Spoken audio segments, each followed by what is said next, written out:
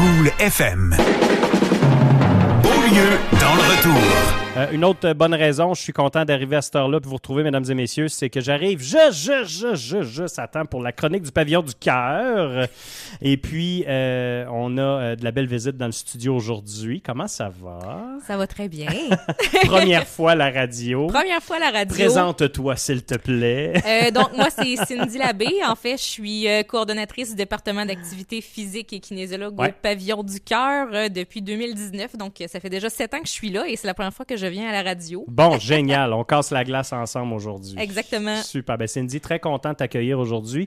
Puis, tu amènes un sujet quand même qui touche de près ou de loin, puis un peu tout le monde, puis parfois tout le monde. Ouais. Ça dépend des moments dans notre vie. La douleur. Oui, ben je dirais qu'en général, tout le monde va ressentir à un moment ou à un autre dans sa vie une douleur. Donc, je dirais que le sujet va toucher probablement petit peu tout le monde aujourd'hui. Ben oui. Et ceux qui ça va toucher le plus, c'est ceux-là que la douleur peut-être va rester. Ouais.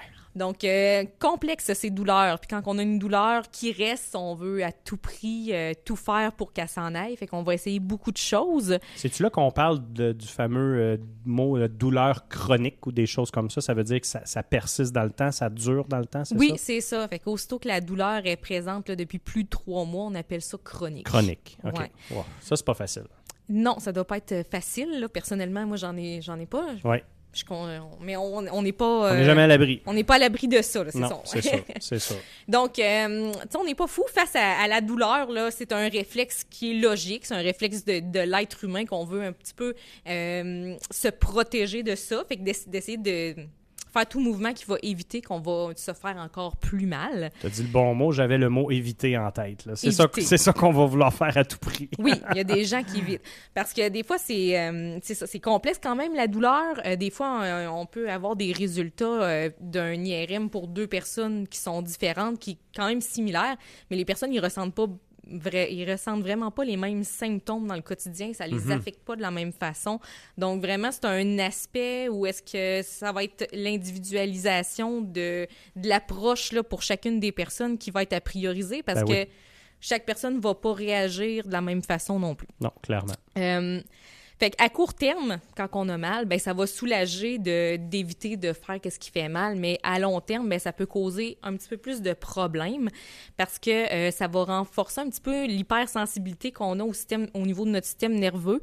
Fait que dans le fond, c'est un système de protection. Donc même s'il y aurait pas de danger, ben mon cerveau me dit faut vraiment pas que tu bouges parce que là ça va te faire mal. Là. C'est un peu comme si, d'une certaine façon, on s'auto-piégeait dans quelque chose c'est une roue qui tourne d'un sens, puis on finit qu'on a de la difficulté à s'en sortir. Là. Oui, c'est ça. Il y en a qui vont rentrer dans ce cercle vicieux-là, que dans le fond, si le système nerveux devient hypersensible puis qui veut nous protéger puis envoie des signaux de douleur quand il n'y a pas de blessure, ben là, on rentre dans ce cercle vicieux-là, on va encore moins bouger, on se déconditionne, on perd notre force musculaire, on perd notre endurance. Donc là, on est encore moins capable de faire nos choses et là, on reste là-dedans. Le moins amène le moins. Le moins amène le moins. Puis il doit y avoir aussi l'inverse, des gens qui veulent retourner trop rapidement après une blessure. Ben, certainement. On voit les séries éliminatoires de la Ligue nationale de hockey. Le nombre de blessures que ces joueurs-là ont pendant les séries puis décident de revenir pour leur équipe.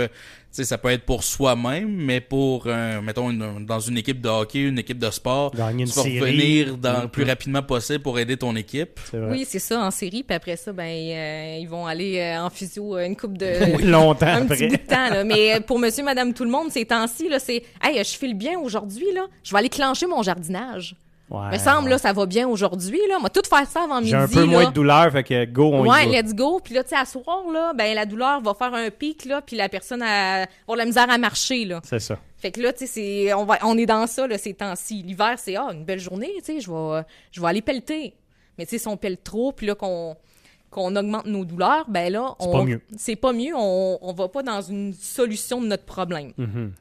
Fait qu'en fait, au niveau de l'activité physique, nous, vraiment, on va individualiser nos approches pour regarder avec la personne, faut faire de la réadaptation, réadapter notre cerveau, en fait, à apprivoiser cette douleur-là puis à augmenter le stimuli qu'on va faire, fait que par des petits mouvements pour, nous, on appelle ça, dans notre jargon, le point d'inflexion. Fait qu'on veut qu'on stimule notre cerveau. Fait qu'on, si on le stimule pas assez, dans le fond, il va pas vouloir s'améliorer, il va pas enlever cet effet protecteur-là. Il va rester dans l'évitement de la douleur. Oui, c'est ça, exactement. Puis il va garder comme ces flare-up, faut pas bouger, tu vas te faire mal. Okay. Fait que tranquillement, en faisant des mouvements où est-ce que je vais pas dépasser mon point douloureux, parce que là, c'est là qu'il va dire wow, on arrête. C'est ça. Fait que là, tu sais, les personnes qui sont en douleur, qui vont clencher leur jardinage, qui vont de la misère à marcher ce soir, là, ils ont dépassé ce point-là. Ouais. Là.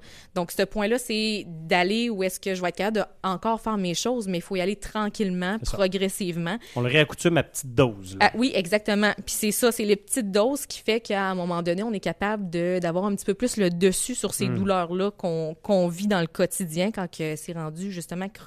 Ben oui. Fait que c'est ça, de réentraîner notre système nerveux à tolérer là, le mouvement. Fait que vraiment, c'est une des sphères là, qu'on peut faire en kinésiologie au pavillon du cœur et dans des équipes interdisciplinaires, là, des fois avec physio-ergo dans d'autres cliniques, vu qu'on n'en a pas, nous, directement au pavillon. Puis, dis-moi, Cindy, à l'inverse, là, j'ai de la douleur, j'ai tellement de douleur que je décide que je bouge plus pantoute. Ouais. Ça doit pas être mieux non plus, là. Non.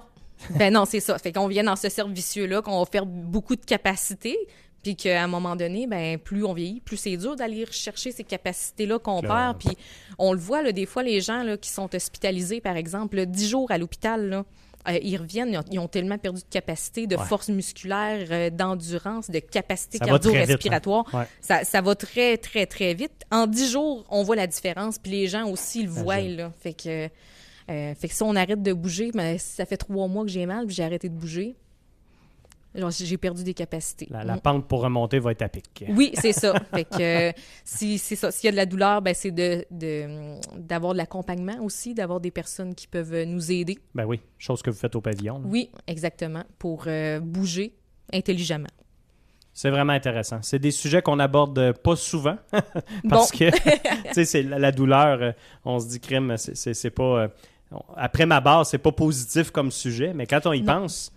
il y a moyen de faire quelque chose de positif avec. Là. Oui, exactement. Se remettre en action, mais de la bonne façon. C'est ça. Puis, tu sais, ça ne garantit pas que ça va partir, mais du moins, je suis capable de faire beaucoup plus de choses en tolérant cette douleur-là. Si j'augmente mes capacités, ben j'ai beaucoup plus de plaisir puis une meilleure qualité de vie. Là. Puis comme Jonathan l'a dit tantôt, moi, j'ai eu beaucoup d'athlètes en judo, justement, qui se blessaient. Okay. Puis ils voulaient revenir, ils voulaient revenir rapidement et tout. Puis c'est... À 99% du temps, il réchappait, puis il fallait recommencer. Et finalement, ça prenait 2 fois plus de temps de passer au travers de la situation. Puis là, on crée des comme tu disais, des petits traumatismes au niveau du cerveau. Le cerveau enregistre quelque chose, puis il y a de la misère à s'en sortir. Oui, exactement. Il y a la crainte aussi, peut-être. Je ne sais pas si ça joue, Cindy. Quand on a eu mal très fort une fois. Là. Oui, bien, il y en a qui ont peur. On voit ça, ce concept-là, on appelle ça la kinésiophobie. Kinésiophobie. Oui, exactement. Fait que la peur de bouger. Fait que la peur de bouger parce que j'ai peur de tomber. La peur de bouger parce que j'ai peur de me faire mal. Fait peur entraîne la peur. La peur entraîne la peur, exactement. Fait que c'est un concept que des fois, on peut démystifier avec certaines personnes, puis de réapprivoiser ça, dans le fond, de regarder, comment qu'on peut travailler ensemble pour que tu aies un petit peu plus confiance en toi ou confiance à l'environnement aussi. Fait que, j'ai une amie, je la salue. D'ailleurs, elle va se reconnaître. Là. Je ne veux pas la nommer comme ça parce que c'est une grave blessure qu'elle a eue dans sa vie, dans son parcours, au niveau d'un genou. Et puis, tellement grave que tout le genou a été détruit, en fait, là, dans la blessure. Donc, il y a eu une reconstruction complète. Et tout, puis ça a été très, très difficile. Et elle, c'est ça, elle est tombée l'hiver sur la glace. Et à partir de ce jour-là, sa vie a pris tout un tournant. Hein. Et puis, j'ai travaillé avec elle en judo adapté. Okay. D'ailleurs, vous n'avez. Je sais que le judo adapté travaille avec vous, Pavillon du Cœur. Oui, il était venu faire une conférence pour justement stimuler un petit peu les inscriptions pour les groupes. Fait que super contente de savoir que ça a bien fonctionné. Ben oui, puis tu sais, c'est cette peur-là, la peur de tomber. Après ça, nous paralyse, puis il y a quelque chose qui part dans le cerveau, puis on dirait qu'on perd le contrôle de ça. Puis mon ami en question, on a travaillé très fort pour réaccoutumer sa peur de tomber. Je l'ai aidé à tomber comme il faut. On a pratiqué la chute. Puis là, tranquillement, comme tu l'as dit tantôt, à petite dose, on réaccoutume le cerveau à enlever des traumatismes, à enlever des peurs, puis on se remet en marche. C'est incroyable la différence que ça fait. Oui, tout à fait. Hey, beau sujet ça, Cindy Labbé, aujourd'hui. Merci. Puis pour une première, c'était-tu pas pire? Ah oui, ça a bien été, je pense. Bon, ben moi, je pense que oui. C'est à toi de me le dire, là. C'est toi le chef. Moi, je te le confirme, ça a très bien été. C'est bon. Hey, écoute, ben au plaisir de se reparler peut-être dans une prochaine chronique, Ben oui, Cindy. au plaisir. À la prochaine. À la prochaine. Bye. C'était la chronique bien-être avec les professionnels du Pavillon du Cœur Beauceps-Chemin. Chaque semaine, on explore avec vous des sujets liés à la santé pour mieux comprendre votre corps, vos habitudes et les mythes qui les entourent. Le Pavillon du Cœur, c'est des cours d'activité physique en groupe, des ateliers culinaires, un centre d'exercice, ainsi que des services individuels en kinésiologie et en nutrition pour vous accompagner vers un mode de vie sain et durable. La chronique bien-être du Pavillon du Cœur Beauceps-Chemin en exclusivité au 103.5.